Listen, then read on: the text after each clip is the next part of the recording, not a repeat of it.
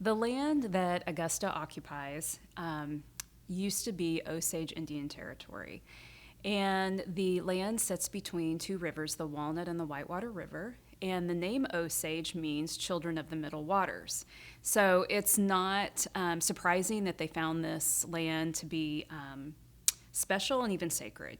And in the 1850s, there was a treaty between the Osage and the U.S. government that gave that land up for purchase. And so the Osage actually were moved to a reservation in northern Oklahoma, and that land was available for purchase for settlers and pioneers to come in. And William Schemleffer and C.N. James were looking for a place to start a trading post. They had already established one in Council Grove.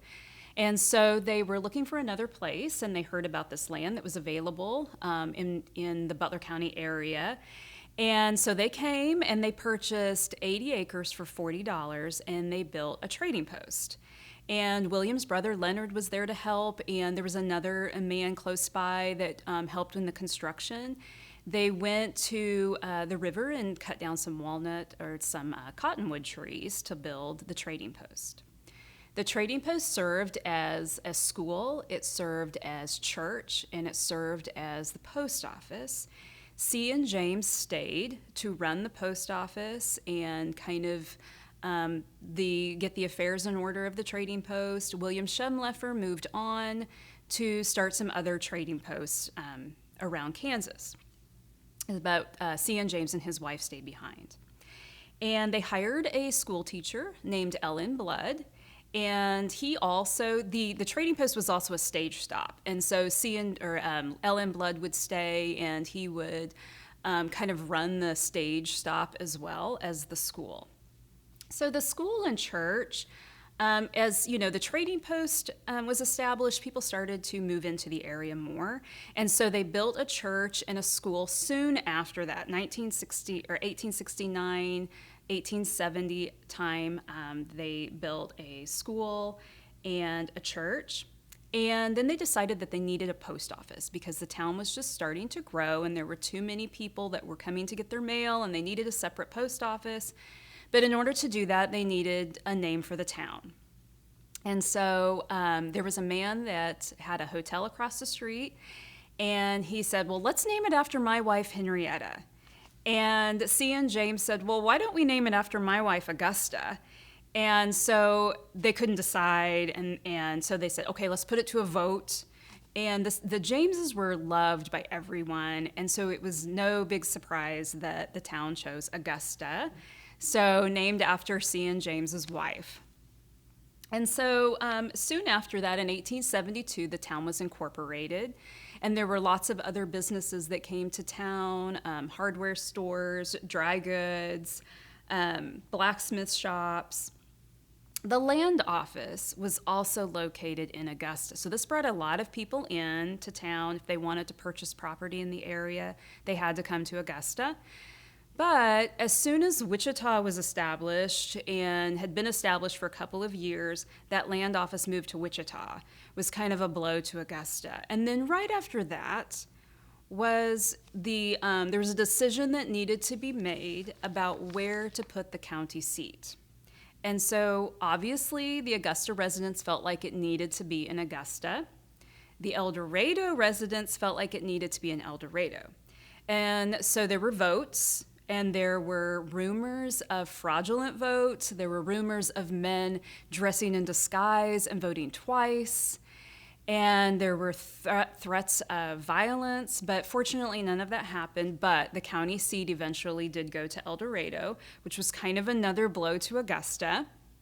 But soon after, in around 1880, the Frisco Railroad came to town. And so this really helped boost Augusta from turning it not just into an agricultural society, but more of an industrial community. So bringing people in, it was a much more efficient way to travel than the stagecoach. It brought goods were able to come in, supplies, and then also able to ship out. So this was something that helped to kind of revitalize the town. And then in around 1914, oil was discovered south of Augusta. And so this was the start of a boom in population, because soon after that one oil well was discovered, then other oil was discovered around the area, all around Augusta. And so this brought in lots of people that were looking for jobs, and it brought their families. And soon, oil camps were springing up south of Augusta, Haskins Camp and Browntown, which were kind of their own separate communities, but still part of Augusta, but they still had they had their own schools and things, but still would come into Augusta for supplies and such. And the railroad was bringing workers in to go to the oil fields. This also started all kinds of other businesses related to drilling oil. The population grew from 1,400 in 1915 to about 3,575 people in 1916, and it just continued to soar for about the next 2 decades. Oil drilling and refining was a major source of employment in Augusta for many years. There were 3 main refineries: the Lakeside, the Walnut Valley, and the White Eagle refineries. Later was the Saccone and Mobile refinery. Saccone closed in 1963, but Mobile continued until 1984. So this was really a major source of industry and income and employment for the people of Augusta for many years. And by 1920, the population had soared to about 10,000 people, which is more than the population of Augusta now. But that was primarily because of the oil industry. This industry also helped to support the community through the Depression. Even though it was difficult for many people, there were a lot of communities about the same size of Augusta that weren't making it. But because of that oil industry, it kept people employed and kept the city going. There were several theaters that brought entertainment to people. The Augusta Theater started in 1935 by the Bazzano family, and it was kind of their way to bring light into the Depression and provide quality entertainment. And the Augusta Theater is still in operation today.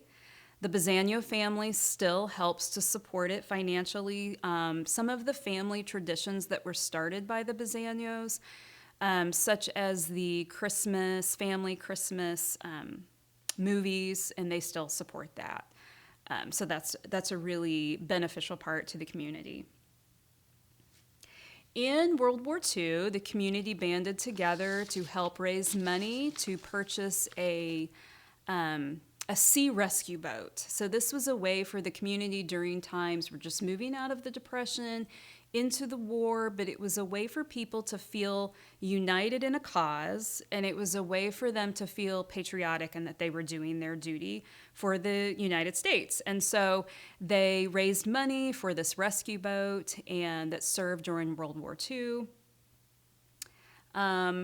This also provided, prior to this, the WPA program also helped people that were struggling and helped brick the streets in Augusta, which we still have brick streets, the same brick streets in Augusta. So that was part of something to just kind of help people during that time.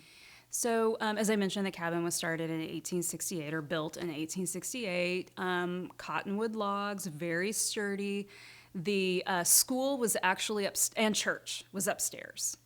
And there wasn't stairs to the upstairs. So there was a ladder and a window from the outside behind the cabin. And so people would have to climb up this ladder to get to school and church, which I think is not surprising, that especially the church didn't last long there.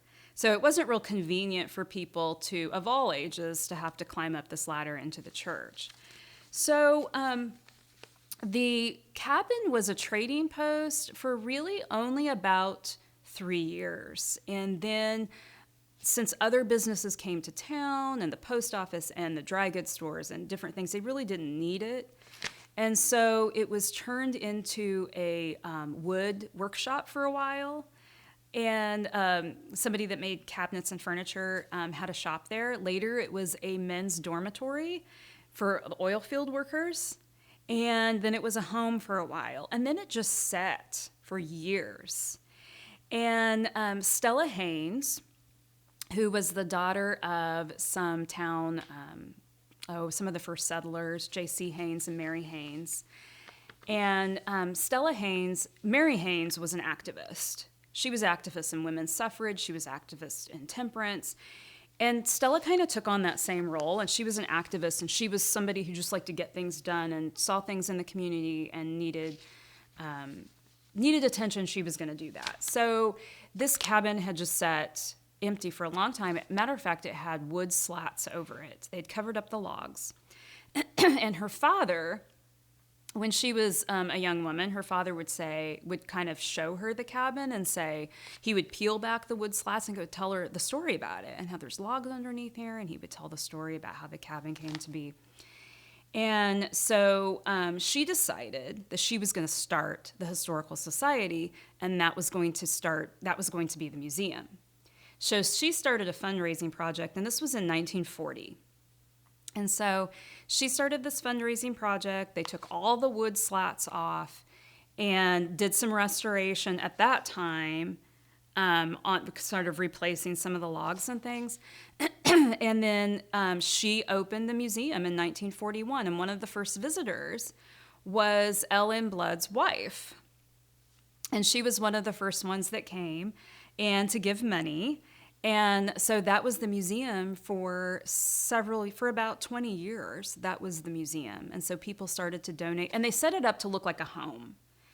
And so people started donating things. And so that's how the museum got started. And that's what happened to the cabin. And then later in the 90s, the director at the time applied for a grant from the Kansas State Historical Society to do one of the historic preservation grants or heritage grants to do restoration, because it was just, as any historic building, it's going to need care and upkeep constantly. And so they put a new roof on it and replaced some of the logs.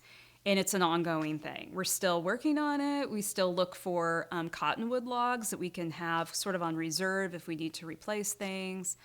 We've had to replace, part of the ceiling and things because it's old. And it is one of the few cabins in Kansas on its original foundation. It's never been moved, which is unusual.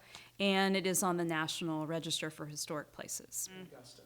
Well, and I think it was really the biggest industry in Augusta, because maybe some other communities had other industries that employed people or that ran or that were larger corporations, but Augusta didn't have that. It was mobile refinery. That's what sustained Augusta for so long and employed, even though people were starting to get jobs in the aircraft industry. That was also, of course, going to Wichita for that. But it just supplied, and not just the refinery, but I think the businesses associated with refinery, things that, they made for the refineries and things, I think also employed people. Because when Mobil shut down in 1984, people moved. They were transferred. A lot of them were transferred to Texas. Some of them were transferred to Washington. So that was really... Augusta noticed that. I mean, that was a big blow because you're leaving. All these people are leaving. People from your churches, people from your schools. People were just having to move on to other jobs. So when the refinery shut down, it was kind of a dark time. It smelled better, but yeah, and I think.